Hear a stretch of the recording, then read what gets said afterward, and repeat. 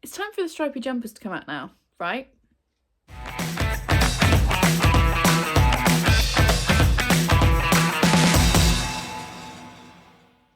Hi everyone, welcome back to the channel. Today I'm doing my October TBR and I am so excited to be filming this video.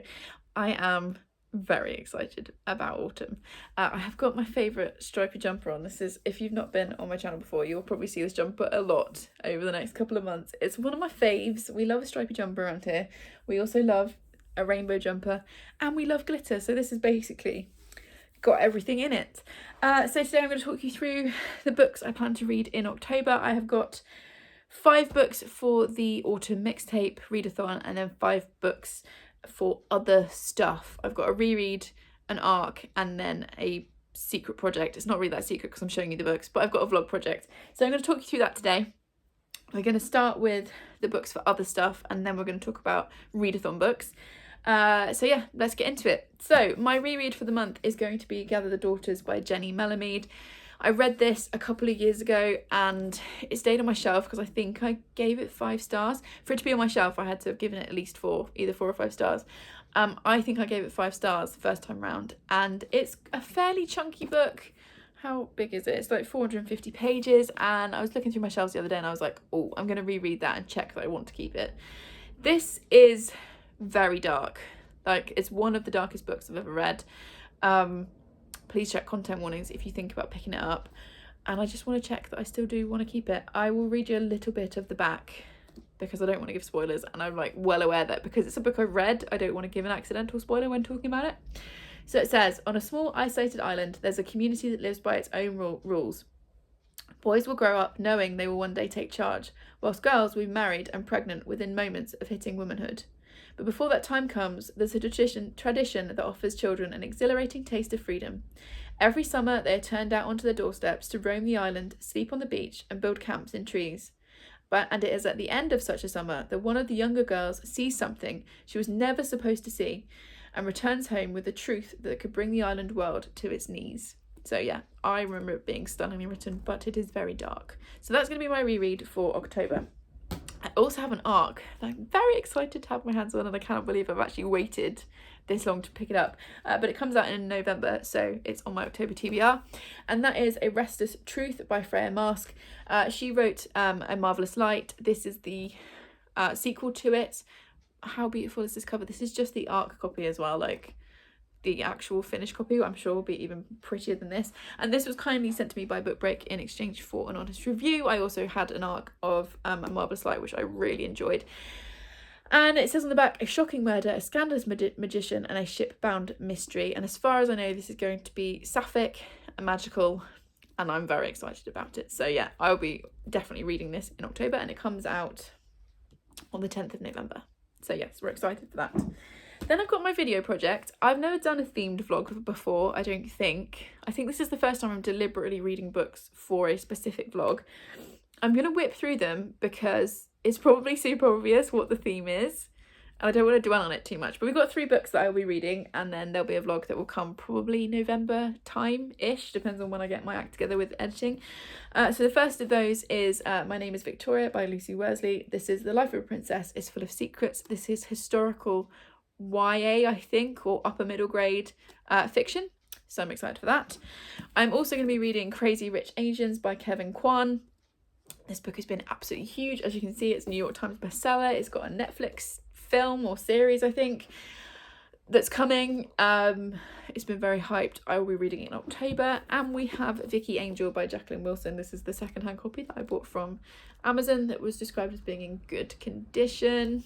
It's really not, it doesn't smell great, but anyway, it's fine, it's readable, it's got all the pages in it, I think. So yes, I will be also reading that in October. Then we're getting into readathons. So I've kind of done this TBR video a bit backwards because the readathon will be the first books in the month that I will read, because it's running from the 3rd to the 16th. I've got my trusty notebook of October. I will link you to my announcement video in the description, which has got all the prompts, including the self-care ones. I am just going to talk about the reading prompts in this video, but I will link you to that. Being joined by the wonderful Leanne, Jean and Amy. We're very excited about it. I will still be working because it's at the start of the month, but I'm just like so excited to be able to chill and read with my friends and hopefully loads of you guys, and just like interact like we did in the summer, because that was really fun.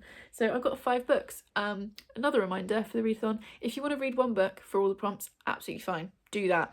Double up, triple up, you know, duplicate with other readathons, whatever you want to do. We just want you to join in with us, and it's very chill and very relaxed. So I'm going to tell you the prompt, which is why I've got my list here, and then I'll tell you what I'm reading. So the first prompt is All Too Well by Taylor Swift. Love that song, my favourite autumnal song. I will be playing it a lot during this time. And the prompt is Nature on the Cover. So I have gone with The 10,000 Doors of January by Alex E. Harrow, because it has all of the nature on the cover, all these flowers and vines and like plants and stuff on the cover. I don't even really know that much about it. And also, yeah, who sent this to me? Oh, this was from Kirsty at Kate Beth Bookish, so thank you for this. I think, yeah, it was a Christmas gift last year, so it's definitely due for a read. I loved Alex E. Harrow's other one, which was the witchy one with the sisters. Like, Leanne is now shouting at the screen because it's one of her favourite books of all time. I really enjoyed that one. This is her debut, and I don't really know that much about it. It says, where is the back? There's lots of blurbs on the back. So it says, as the ward of the wealthy Mr. Locke, January Scala feels little different from the artefacts that decorate his sprawling mansion. Carefully maintained, largely ignored, and utterly out of place. But when she finds a strange book, one that tells a tale of secret doors, of love, adventure, and danger, for the first time, January realises she can escape her story and sneak into someone else's. So yeah, I'm really excited for this. I've heard mixed things, but I'm excited to give it a try, and I enjoyed her other books so much. I kind of wanted to go back and read her debut, and also beautiful cover. Definitely got nature on the cover. Right. Reading prompt number 2 is WITCH by Devon Cole, and that is to read either a WITCH book, which is Woman in Total Control of Herself, or a witchy book. So I have gone for the WITCH option. I do have witchy books on my TBR, but I don't want to go overboard with witchy stuff in October because I tend to get a little bit bored. I have to like spread it out. Also, I've got a feeling that the others are going to go witchy, so I thought I'd do WITCH. Not that I've talked to them about it, that might be entirely wrong. Anyway, stop waffling, and also you can hear my belly rumbling. Sorry about that. The book I have gone for is Cecily by Annie Garthwaite. This is historical fiction. We're in 1431 in England, and it's about Cecily, who was not a queen herself, but she was the mother and grandmother of royalty, kings and queens. And I'll just read you a bit at the back because I feel like I'm going to butcher it. So it says, 1431 is a dangerous time for a woman to be defiant. England has been fighting France for 100 years. At home, power-hungry men within a corrupt government manipulate a weak king and name Cecily's husband, York's loyal duke, an enemy. As the king's grasp on sanity weakens, plots to destroy York take root. It will take all of Cecily's courage and cunning to save her family. But when the will to survive becomes ambition for the crown, will she risk treason to secure it? This is war as women fight it. And I know a little bit about Cecily. I know that she's known for being ruthless and kind of a she-wolf, and I feel like she's definitely a woman in total control of herself, as much as you can be in like 1431. I've also heard really good reviews for this, and I'm excited to get to it. So yeah, that is definitely going on the TBR. It's also got a bit of nature on the cover, so maybe I'll double up. Right, the third one is the mixtape. So this is a book based on your favourite autumnal or Halloween bop, or a free choice. I went with another Taylor Swift song, which is The Best Day, which I think is such an underrated Taylor Swift song. It's one of my favourites. It always makes me cry because it's basically a love letter to her mother and her childhood, and saying to her mum, like, you were always there for me, even if I was wrong. I think I've just accidentally quoted part of the lyric there. And it's just this lovely, beautiful song, which I love, and I'll find a link to the video and I'll stick it in the description of this one. And one of the lyrics talks about running past a pumpkin patch. So I'm going to be reading Cat Among the Pumpkins by Mandy Morton, and this was a book that Charlie chose for me. He and Gary surprised me at the end of the school year with this lovely, like, yeah, you did it, like, bunch of presents, and this was in that. And this is part of the number 2 Feline Detective Agency. This is book number 2. I've read the first book and like randomly the 11th book, and this is set in a world where everyone is a cat. So everything's totally normal, but everyone's a cat. Oh, I've got hiccups again. And we are following, what are they called, Hetty and Tilly, who set up a detective agency, and you can see them on the back. They ride a motorbike with a sidecar. And this is going to be a Halloweeny one, I think. So, as all Hallows Eve approaches, Hetty Bagshot of the No. 2 Feline Detective Agency has more than just a ghost and warlock tart on her plate. Along with her faithful sidekick Tilly, the tabby duo set out to investigate an old crime and a spate of new murders. Why is Mavis Spitforce dressed as a pumpkin? Can Irene Peggledrip, I love the names in this, really talk to cats from the spirit world? Did Milky Myers murder his family on Halloween, longer ago than anyone can remember? All the questions the pair must answer before the case can be solved. As the November fog closes in, where will the killer strike next? And will there be enough samosas to go around? And I just love these. These are very cosy and fun. They're also a little bit darker than I'm expecting. There's usually a thread of darkness that runs through them, and they're just so cute, and it's perfect for this prompt. And yes, I did just make a cat pun. Thank you very much. I'm here all week. Anyway, onwards. Prompt number 4 is California Dreaming by the Mamas and the Papas, and that is to read an unseasonal read. And for that one, I have decided to go with Bloom by Kevin Panetta and Savannah Ganichow. I'm sorry if I've said that wrong. I'll find out how to say it for the review. This was gifted to me again at Christmas by Lovely Cat at Brews and Reviews, and I think I asked for recommendations based on Heartstopper, and this is what was recommended. It looks very kind of Heartstoppery, and I think it's about 2 boys falling in love. So it says, now that high school is over, Ari is dying to move to the big city with its ultra hip band.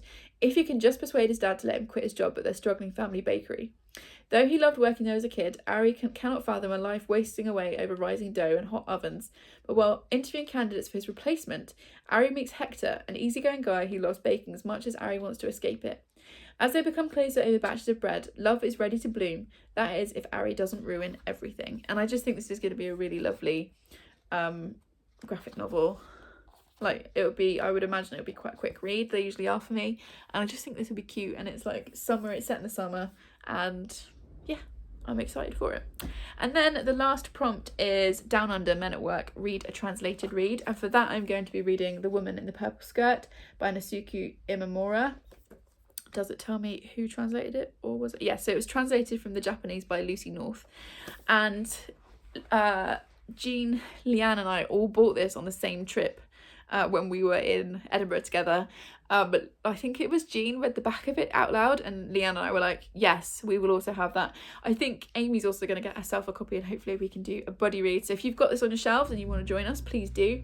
And this I've wanted to read this since we bought it, but I've been holding off because I was waiting for Jean and Leanne. And then when we came up with the translated prompt, I was like, this is translated, let's read this. So now we are.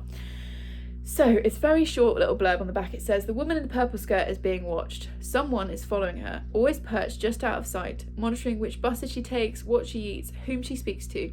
But this invisible observer isn't a stalker. It's much more complicated than that. And I need to know. I'm very excited. I've got quite high hopes for this. It's short, it's 220 pages, and I need to know what's going on. So that is my final pick. So those are all the books I'm going to read in October. We've now got a motorbike out the front. That's really helpful. Thanks. Just sit there with your engine running. Perfect. Those are all the books that I'm going to read in the month of October, or aim to read in the month of October. I am teaching, so it's going to be a bit hit and miss. We'll see what we get done. But I'm very excited to get stuck in. Please let me know if you're taking part in the readathon and what you're reading. What are you most excited? What's the one book you're most excited to read in October? Shall I do that as well? Most excited to read, I think it's going to be The Woman in the Purple Skirt. I really need to know. But I am excited for all of these. I'm also very excited about Restless Truth. And yeah, I'm excited for this TBR. That's why I've put it together. If you got to this point in the video, leave me the pumpkin emoji. I was very pleased with myself for coming up with that link. I really wanted to read this in October, and I managed to shoehorn it into the readathon, so thank you for that. So yeah, leave me a pumpkin emoji if you got to this point in the video. Please subscribe if you would like more of this chaos, and I will see you in the next one. Thanks everyone. Bye.